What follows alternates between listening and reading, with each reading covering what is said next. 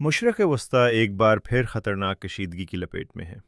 ایران، اسرائیل اور امریکہ کے درمیان بڑھتا ہوا تنازع دنیا کو ایک نئی جنگ کے دہانے پر لا سکتا ہے۔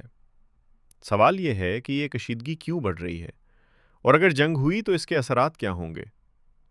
ایران اور اسرائیل کے درمیان دشمنی کئی دہائیوں پر محیط ہے۔ ایران اسرائیل کو خطے میں ایک بڑا خطرہ سمجھتا ہے، جبکہ اسرائیل ایران کے ایٹمی پروگرام کو اپنی سلامتی کے لیے بڑا خطرہ قرار دیتا ہے۔ یہی وجہ ہے کہ دونوں ممالک کے درمیان براہ راست اور بالواسطہ کشیدگی مسلسل جاری ہے۔ ایران کا ایٹمی پروگرام اس تنازع کا سب سے بڑا سبب سمجھا جاتا ہے۔ اسرائیل اور امریکہ کو خدشہ ہے کہ ایران ایٹمی ہتھیار بنانے کے قریب پہنچ رہا ہے۔ اگر ایسا ہوا تو مشرق وسطیٰ میں طاقت کا توازن مکمل طور پر بدل سکتا ہے۔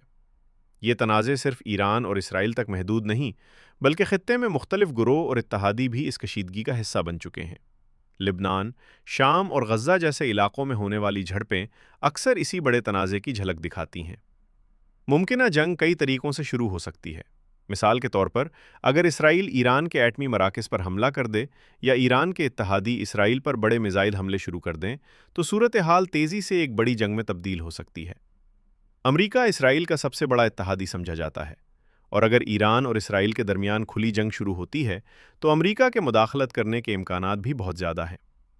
اسی وجہ سے یہ تنازع صرف دو ممالک تک محدود نہیں رہے گا، بلکہ پورا خطہ اس سے متاثر ہو سکتا ہے۔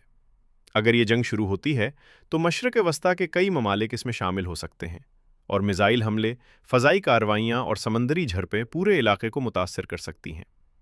اس جنگ کے اثرات صرف خطے تک محدود نہیں رہیں گے، بلکہ پوری دنیا تک پہنچ سکتے ہیں۔ تیل کی قیمتوں میں اضافہ ہو سکتا ہے، عالمی معیشت متاثر ہو سکتی ہے، اور عالمی سلامتی کو ایک نیا خطرہ لاحق ہو سکتا ہے۔ جنگ صرف حکومتوں کے درمیان نہیں ہوتی، بلکہ اس کا سب سے زیادہ اثر عام لوگوں پر پڑتا ہے۔ شہروں کی تباہی، مہاجرین کا بحران اور انسانی جانوں کا نقصان اس کے تلخ نتائج ہو سکتے ہیں۔